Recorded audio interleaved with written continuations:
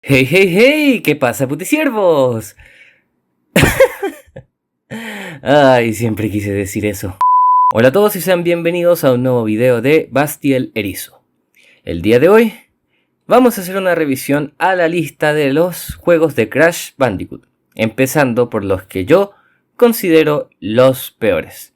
El formato del video se basa en uno creado por el conocido usuario de YouTube Sergeant Sega Sonic, que hizo lo mismo con los juegos de Sonic, pero en mi caso será con los juegos de Crash, ya que son los que yo más conozco, los que más he jugado, los que más he probado. Como preámbulo, la saga de Crash cuenta con 17 juegos importantes según mi parecer, por lo que hoy revisaremos los 5 peores juegos de Crash, mientras que en los otros 3 videos, o sea, los mejores juegos de Crash Bandicoot, los Crash Bandicoot del montón bueno y los Crash Bandicoot del montón malo, solo podremos revisar 4. El orden de los juegos será en orden decreciente, o sea que irán del menos malo al más malo. Y yo creo que no hace falta decirlo porque ya lo he repetido varias veces en este video y en varios otros, pero a pesar de eso tengo que resaltar que esta es mi opinión, la mía, netamente. Por lo que si están en desacuerdo, les invito por favor a compartir su opinión de los juegos que a ustedes menos les gustan de la franquicia en la caja de comentarios. Eso sí, no hay que olvidar el respeto. Bueno, no siendo más, comencemos.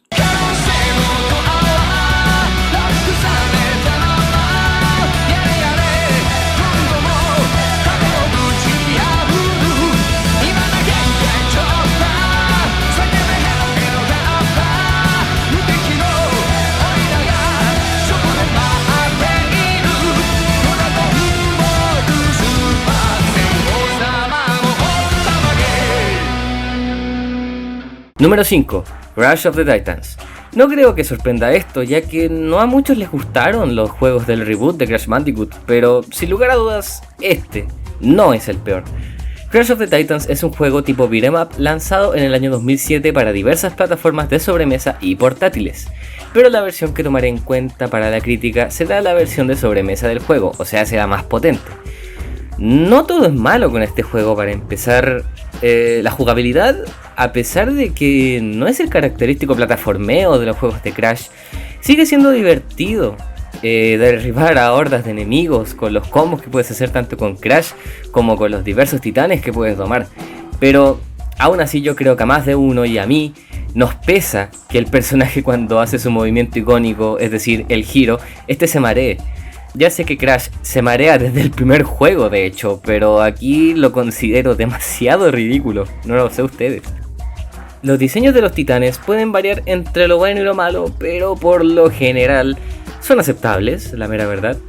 Los mundos son lineales, como en los juegos originales, y sinceramente es mejor implementado que los mundos abiertos de su juego sucesor. No te das tantas vueltas por el mismo sitio una y otra vez, y se nota que cada lugar, cada mundo tiene su toque cuando vas pasando de nivel en nivel.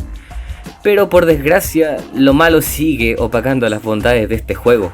Para empezar, los diseños de los personajes principales son horribles. Salvo por Nina y Engine, que conservan posiblemente algo de su aspecto clásico.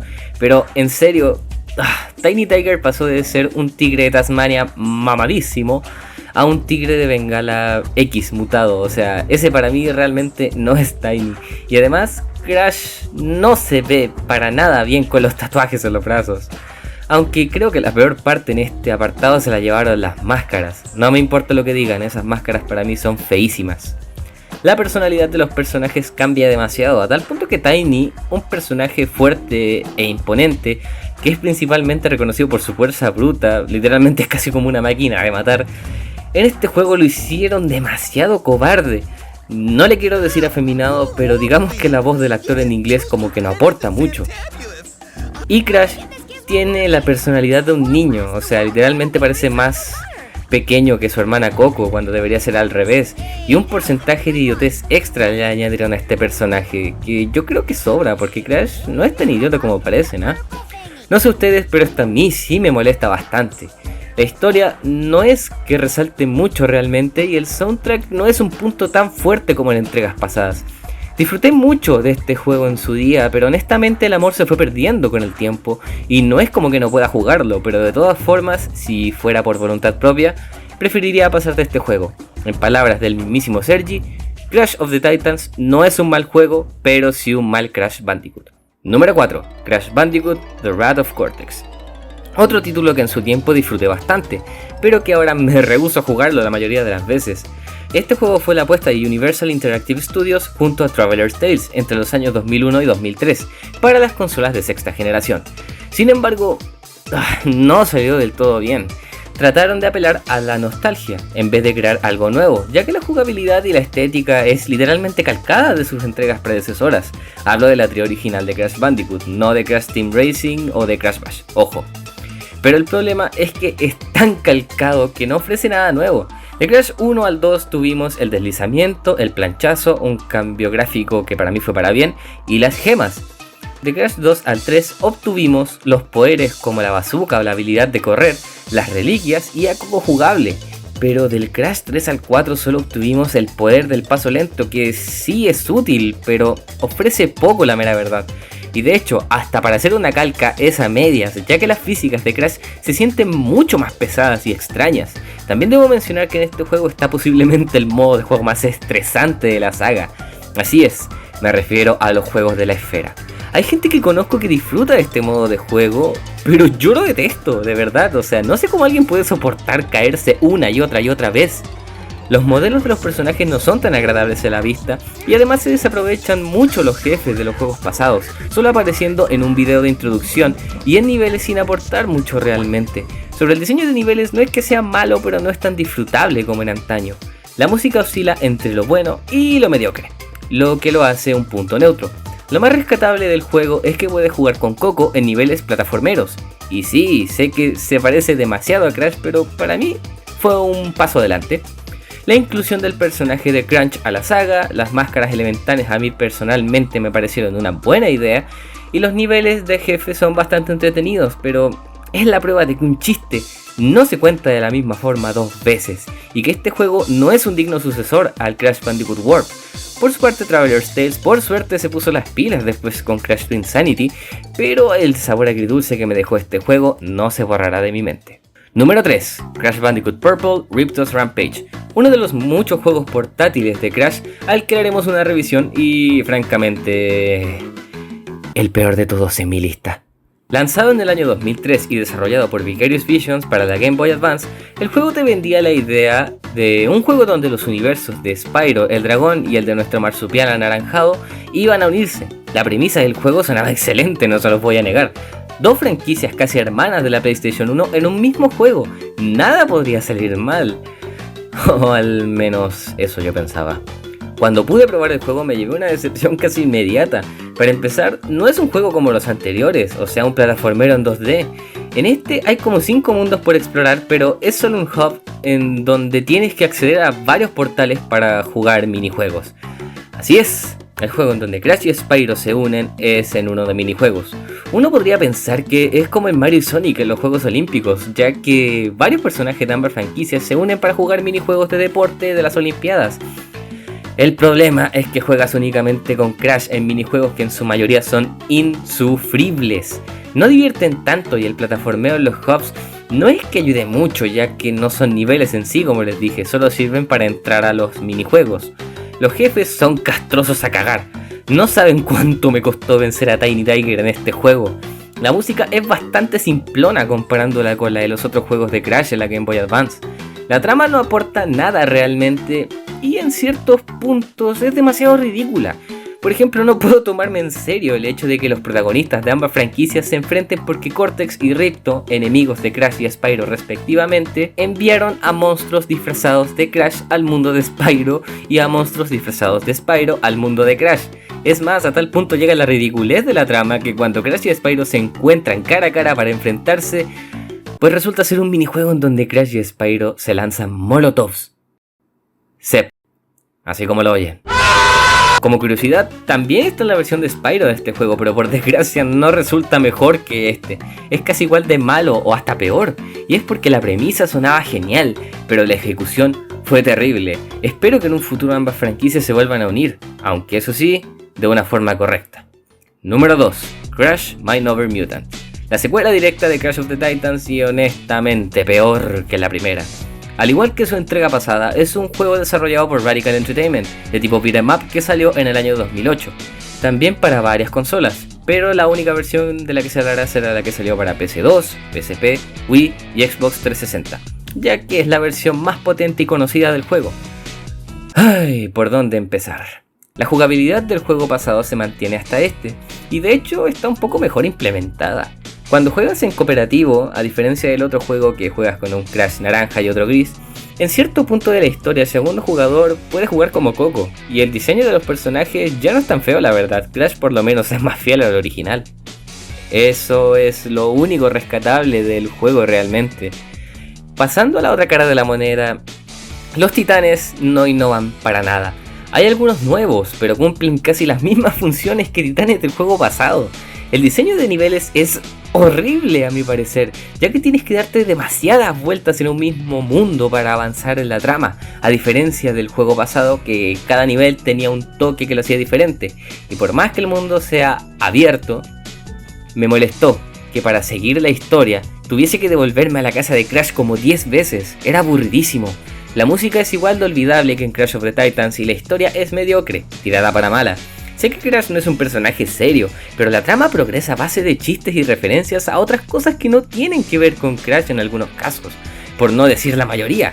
Y esto se ve mejor reflejado en las cinemáticas, que siendo sinceros hay algunas que son buenas, pero otras que son muy malas.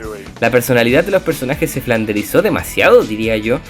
Es más, hasta Coco toma decisiones estúpidas a lo largo de la trama y se desaprovechan a personajes icónicos como el Dr. Nitrus Brio, que regresa después de tanto tiempo solo para hacer el ridículo en las cinemáticas. Como dato curioso, Crash of the Titans y Crash Mind Over Mutant no salieron en Japón para no manchar la imagen del marsupial en el país asiático. Y saben, me alegro de que haya sido así. Y bueno, llegamos al juego más pedorro de la franquicia a mi parecer. Si algún fan de Crash llega a ver este video, yo creo que sabe de qué juego estoy hablando, el juego que se ubica aquí ahora.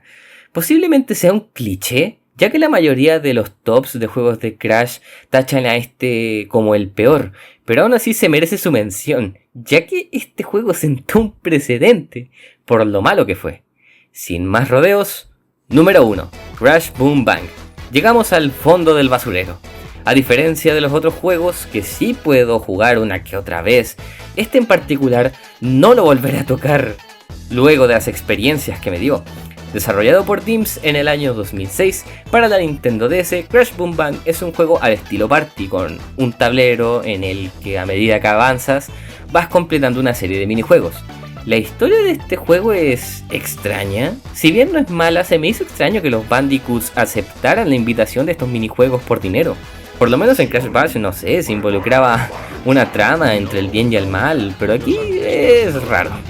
Ahora sí, después de mencionar el único punto que no es directamente malo, vamos a proseguir con el lanzadero de mierda. Los minijuegos no son divertidos, aburren demasiado fácil tras jugarlos un par de veces. La estética del juego es copiada directamente de los Mario Party. Yo creo que está bien que un juego se inspire de otro, así como el Crash Bash, pero esto es una calca descarada que no ofrece absolutamente nada nuevo. El roster de personajes no sería un punto malo de no ser porque solo tienes a 4 personajes jugables al principio. En total son 8, como en Mario Party DS, que dato curioso salió un año después que este juego.